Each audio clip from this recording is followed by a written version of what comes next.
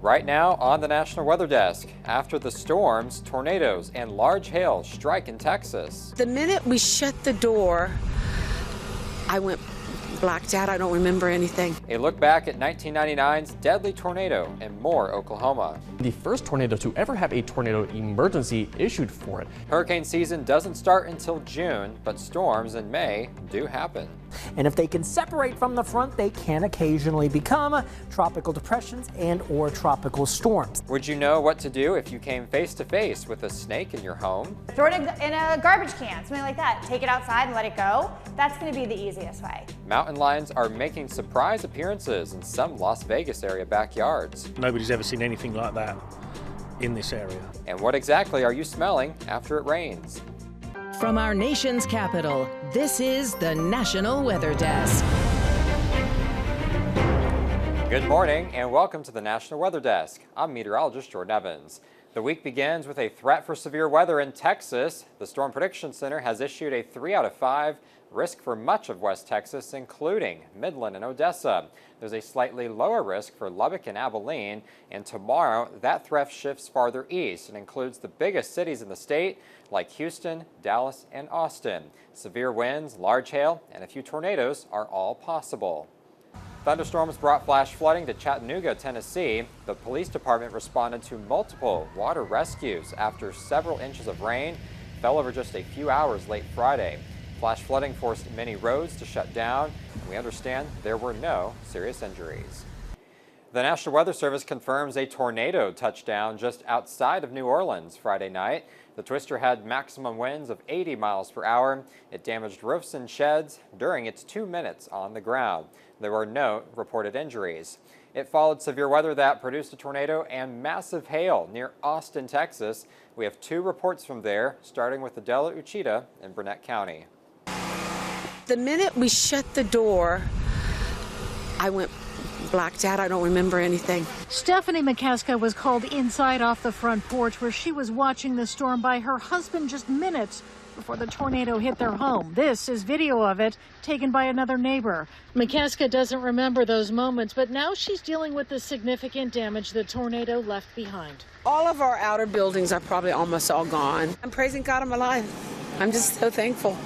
He wasn't ready to take me home yet. I have work to do. Not far from McCaska, Nathan Morton was trying to get to work. I was out last night trying to leave for work, and thankfully I got stuck with all the rain and mess. Is this the road I take to work? Today he is happy for that delay because he was not on County Road 223 when the tornadoes hit. The storm did rip up the paneling off his home.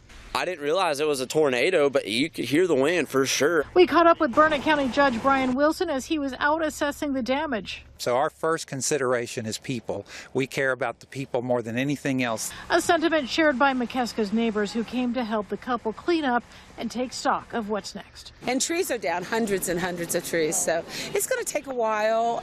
Hail from the size of tennis balls to grapefruit was seen throughout Burnett County Thursday evening. In the aftermath, one resident's brand new truck needs repairs, while a neighbor's trailer has multiple dents, evidence of the storm's severity. We're trying to figure out what we're going to do and keep it like this, get a new one. We don't know. We're still trying to figure that out. Others in the community say the hail wasn't the only problem. The culverts over here overflowed and came in our front door. Got quite a bit of water in the front of the house. Residents say seeing severe storms in May is normal, but with more on the way, they hope more damage is not on the radar. This weekend marked 26 years since a massive F5 tornado tore through the town of Moore, Oklahoma. It had the highest wind speeds ever recorded in a tornado. Meteorologist Nora Hawk looks back at the significance of this deadly twister. And it was a very historic tornado for a couple of reasons. The first one being it is the fastest ever speeds recorded on a Doppler on wheels, or a Dow for short. And it's going to come in at 301 miles an hour, but it did have a margin of error of about 20 miles an hour. So there was the possibility for some of those winds could have even reached 321 miles per hour. And for context, our hurricanes don't even reach those speeds either. Hurricane Katrina got to a speed of only 175 miles an hour.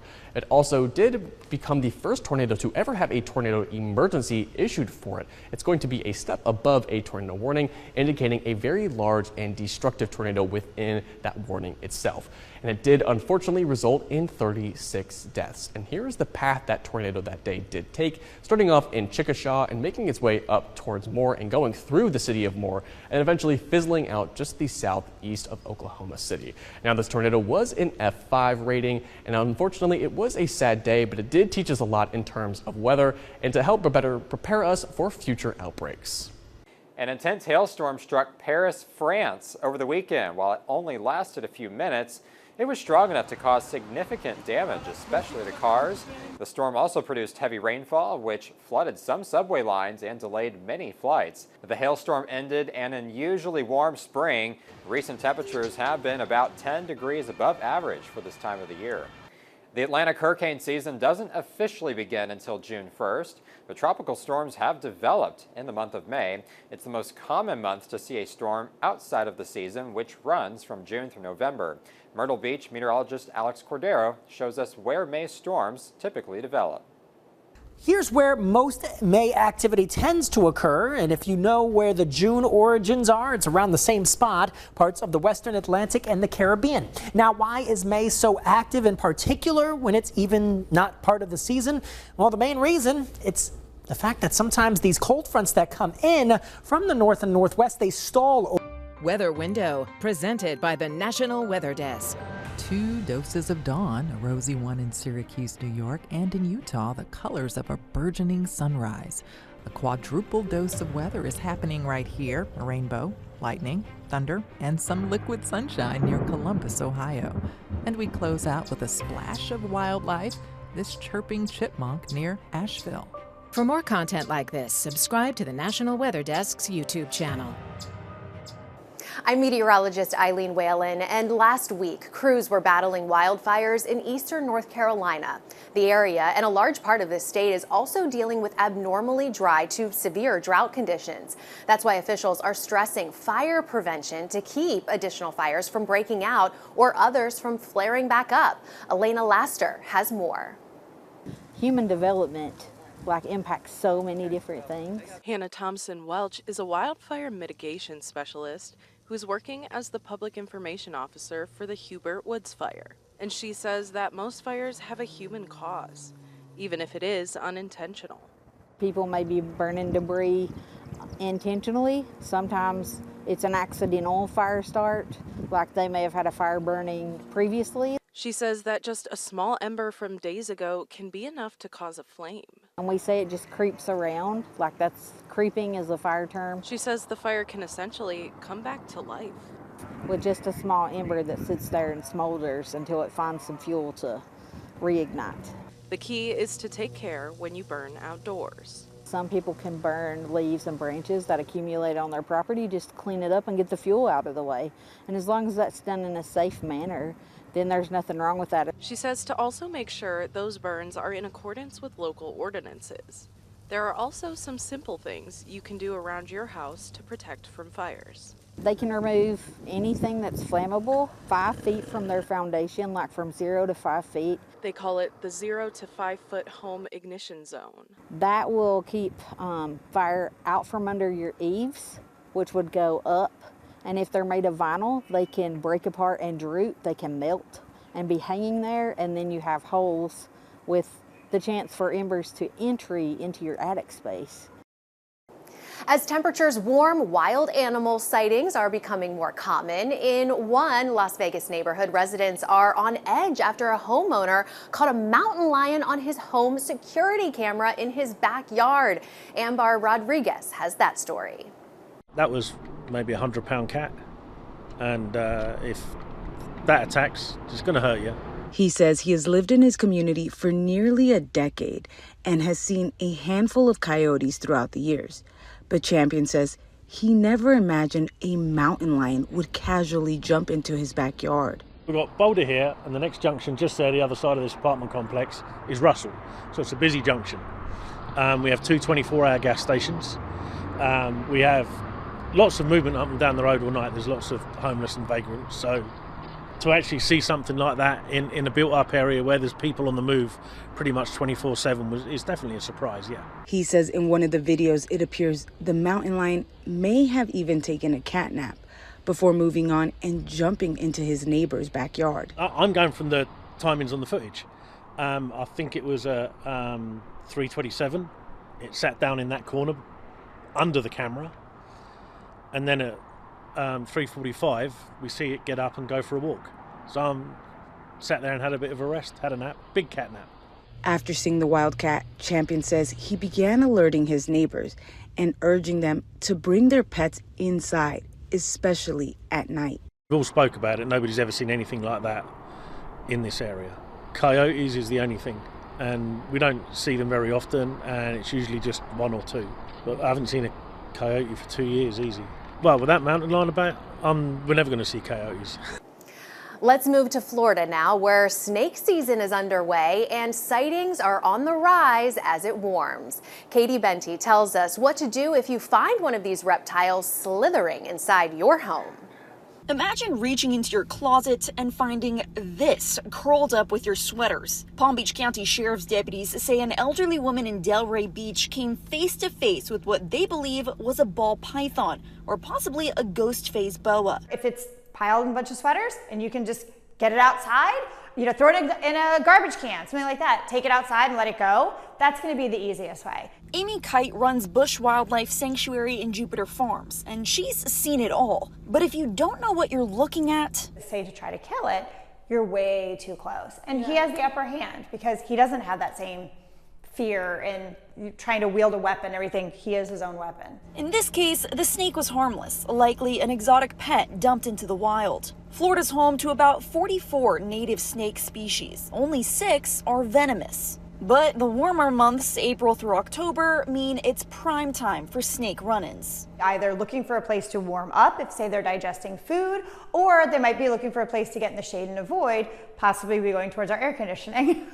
If a snake does sneak inside, experts say to call a wildlife trapper or licensed snake removal service. Better safe than struck. What is daytime heating and how does it affect the potential for rain showers? Meteorologist Noah Hawk breaks it down.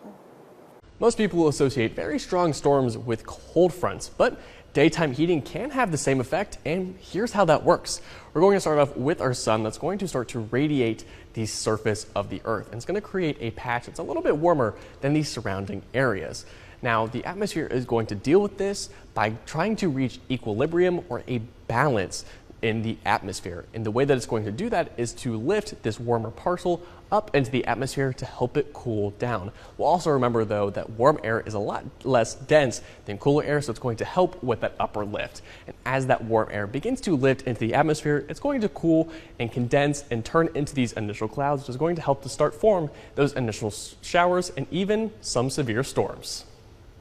Well, a lot happens before you get the daily weather forecast. Meteorologist Alex Garcia tells us about a vital instrument that gathers the information needed to create those forecasts. Every day, before most of us even get up to check the weather forecast, there is a quiet mission going on. Meet the radio sonde. This is a high-tech mini lab that's ready to fly with its partner, the weather balloon.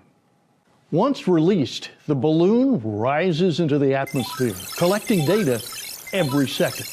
It sends back a stream of information, a vertical weather profile, more detailed than any satellite can offer. Globally, this happens twice a day in over 900 locations around the world, giving meteorologists a 3D snapshot of the Earth's atmosphere. That data powers weather models, helps predict storms, and guides aviation routes.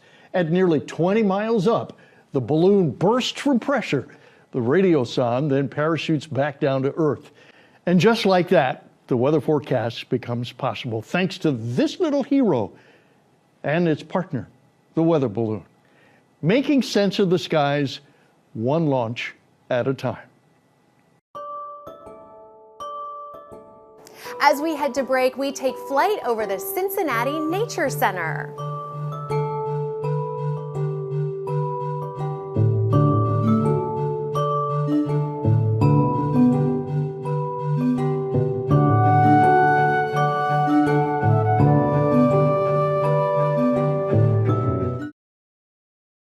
You are watching the National Weather Desk. Does your nose perk up before it rains? Meteorologist Marion Caldwell explains why this happens. I'm sure all of us at some point in our lives have blurted out that I smell rain, especially Southerners on a hot summer day. Well, we all would actually be right about that, as rain actually can have a smell. Although it's not the rain itself, it's due to a couple of things. Those things being lightning and plant bacteria. We know before any rain falls, lightning can put on a show of its own. And when lightning strikes, it heats up the environment and it can split oxygen molecules into individual atoms. And those atoms reassemble with oxygen molecules to make ozone, which creates that distinct pre-rain smell. When rain itself actually starts to fall, that's when you start to smell that more earthy scent. And when raindrops hit plants on the ground, it interacts with bacteria on the plants. And the rain causes the chemicals from the plant bacteria to rise into the air and into our noses. And that smell actually has a name, which is petrichor. So next time you smell rain, now you'll know why. We'd love to share your weather content on the air. You can find us on all your favorite social media platforms. Just search the National Weather Desk. We'll be right back.